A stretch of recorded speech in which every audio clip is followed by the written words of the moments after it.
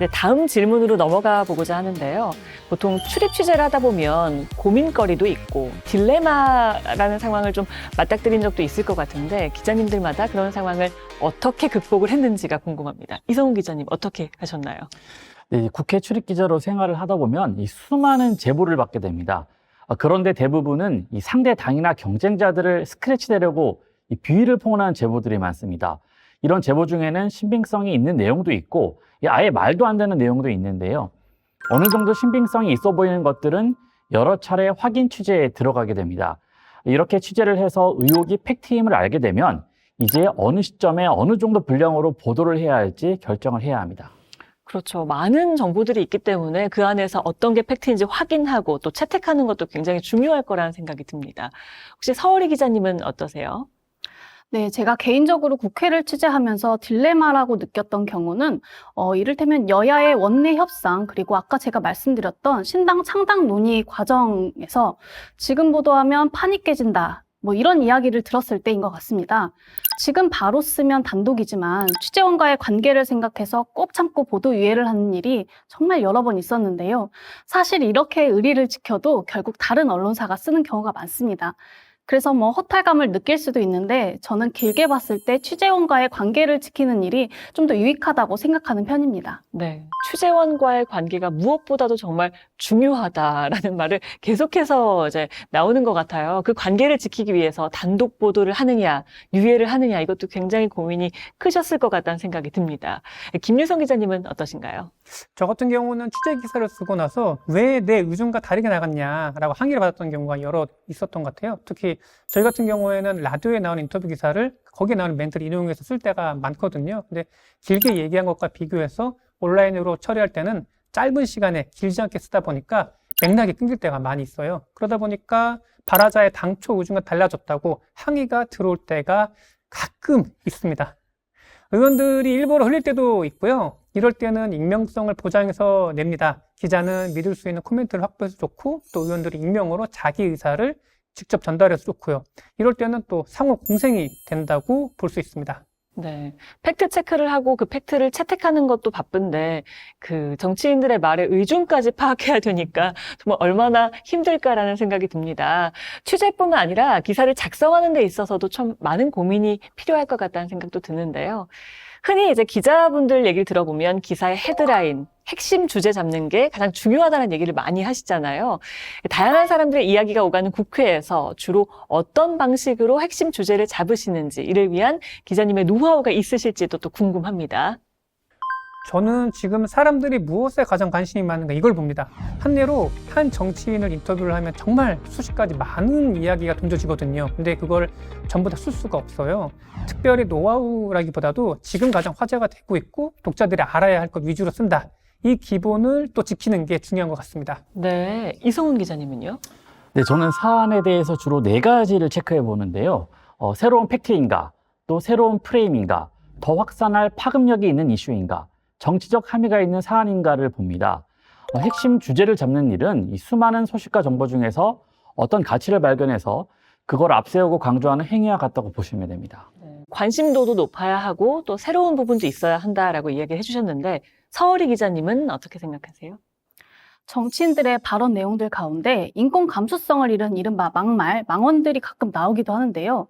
이런 말들의 홍수 속에서 사실 의식하지 않고 들으면 그냥 스쳐 지나가는 경우도 많지만 여기서 빠르게 캐치하면 독보적인 기사를 쓸 수가 있습니다. 네, 빠르게 캐치해서 독보적인 기사를 쓴 적이 있으신가요? 혹시 사례를 좀 들어주실 수가 있을까요? 네, 말씀하신 부분에 대해서는 저보다는 저희 회사 동료가 썼던 기사를 소개해드릴 수 있을 것 같습니다. 저희 회사 후배가 국민의힘의 실업급여 제도 개선 공청회를 갔다가 쓴 기사인데요.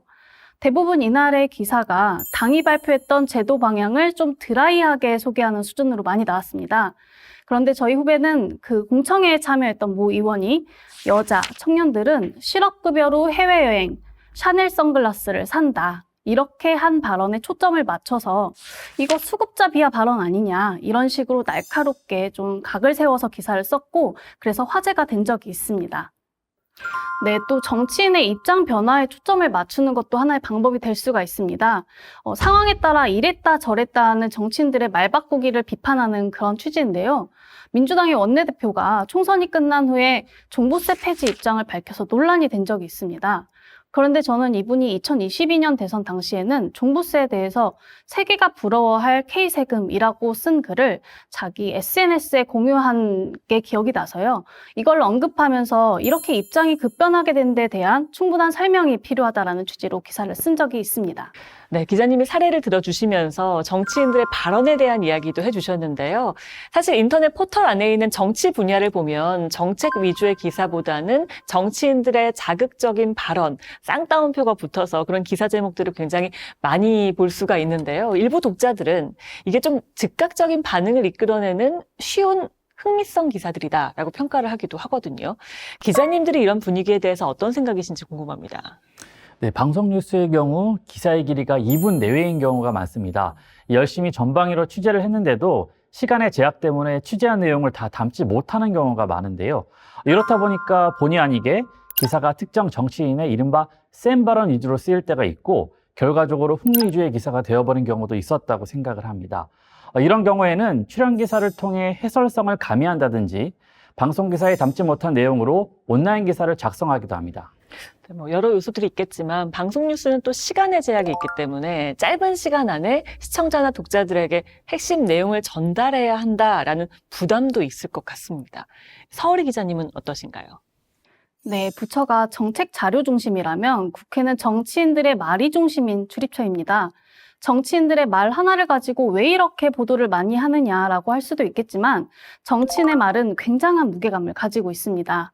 대통령이나 여야 당대표 등과 같이 권한을 많이 가진 정치인의 말은 정책 방향을 미리 보여주는 이정표가 되기도 하고 또 그리고 우리 사회의 기준을 제시하는 일종의 선언적인 성격도 갖기 때문에 기자들이 정치인의 말에 집중하는 것은 좀 사실 자연스러운 일입니다.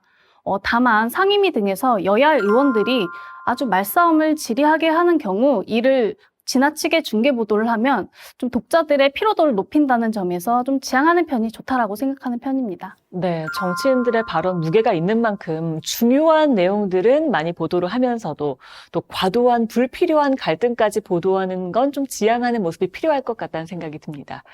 지금까지 많은 이야기를 해주셨는데요.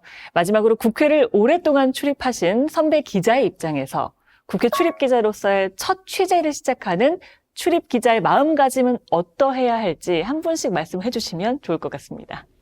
저는 다른 경제 부서나 부처도 출입을 해봤는데요. 가장 힘들어도 가장 보람찬 곳이 국회라고 생각을 합니다. 이곳은 한 걸음만 나가서 만나는 사람 모두가 다 취재원이라서 그런데요. 게다가 우리 사회에서 꽤 성공한 사람들이라고 할 수 있는 국회의원들을 또 보고 그들의 말을 듣잖아요. 인간적으로 봤을 때도 사석에서 봤을 때는 많이 배울 게 있다고 봅니다. 여기서도 보면은 기자들끼리 많이 친해지기도 하고요. 서로 무리지어 다니는 경우도 많이 봤어요. 그렇다고 해도 나만의 기사, 특정을 발굴하기 위한 고민을 치열하게 해야 한다고 봅니다. 기사거리가 쉽게 눈에 좀 보이다 보니까요. 나태하다고 해야 할까요? 그렇게 되기 쉽기 때문이거든요. 네, 국회 출입이라고 해서 다를 건 없습니다. 이 언론의 본령을 생각하시면 됩니다. 시간을 쪼개서 수많은 팩트 조각들을 모으고 객관적인 입장에서 그걸 조립해보고 내가 쓴 기사와 다른 기자들이 쓴 기사를 비교를 해봐야 합니다. 이걸 반복하다 보면은 내가 무엇을 놓쳤고 내가 어떤 부분을 더 깊이 있게 들여다봐야 할지를 알게 될 것입니다. 또 한 가지 당부드리고 싶은 건 크로스 체크의 중요함입니다. 이 정치부에서 획득하게 되는 팩트들은 단순한 팩트 이상의 배경을 갖고 있는 경우가 많습니다.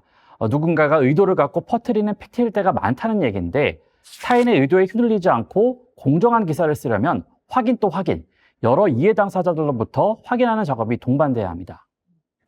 기본적으로 기자의 역할이 견제와 감시이기 때문에 보통 비판 기사를 많이 씁니다. 그런데 한편으론 너무 비판에만 몰두하는 게 아닌가 하는 생각도 듭니다. 비판 기사 때문에 정치 혐오가 확산된다 하는 일부 정치인들의 주장에는 동의하지 않지만 언론이 그래도 한국 정치의 여러 모습 가운데 부정적인 면만 비춘다는 지적을 일부 받아들일 필요도 있다고 생각합니다. 그래서 저는 가끔 긍정적인 기사를 쓰기도 합니다. 긍정적인 기사라면 어떤 게 있을까요? 사례를 좀 들어주세요. 네, 저는 21대 초선이었던 소방공무원 출신 오영환 의원의 의정 활동에 좀 강한 인상을 받았었는데요. 그랬던 오영환 의원이 불출마 선언을 하고 또 임기가 끝나면 다시 소방공무원으로 돌아간다고 깜짝 기자회견을 한 적이 있습니다. 저는 그때 오 의원이 그간 어떻게 소방공무원의 열악한 처우를 개선하기 위해서 노력했는지 이를 소개하는 칼럼을 썼습니다. 특히나 이날 회견에서 좀 눈물을 보이시는 기자분들도 있어서 그 스케치를 넣었는데 좀 반응이 좋았습니다. 기사의 댓글을 제가 좀 소개를 해드리면 정치 기사를 읽고 힐링이 된 적이 처음이다. 그리고 국회의원이 이렇게 열심히 일하는지 처음 알았다. 이런 댓글들이 있어서 제가 좀 보고 뿌듯함을 느꼈습니다. 우리 정치의 나쁜 점을 고쳐 나가려는 노력만큼 정치의 순기능에 대해서 알리는 것도 중요한 역할이라고 생각합니다. 날카로운 이야기들도 물론 좋지만 힐링이 되는 정치의 아주 아름다운 부분도 많이 보도를 해주셨으면 좋겠다는 생각이 들었습니다. 오늘 세 분 말씀 잘 들었고요. 자, 이번 시간을 통해서요, 국회 출입 기자의 역할과 고민에 대해 좀 알아봤습니다. 정치적인 논쟁이 오가는 국회에서 팩트를 전달하기 위해 발로 뛰는 기자님들의 노고를 알게 된 시간이었는데요. 앞으로도 냉철한 분석과 깊이 있는 취재를 통해서 국민들에게 정확한 팩트를 전달해 주시길 기대하면서 이번 시간 마무리해 보겠습니다. 저희는 여기서 인사드리겠습니다. 고맙습니다.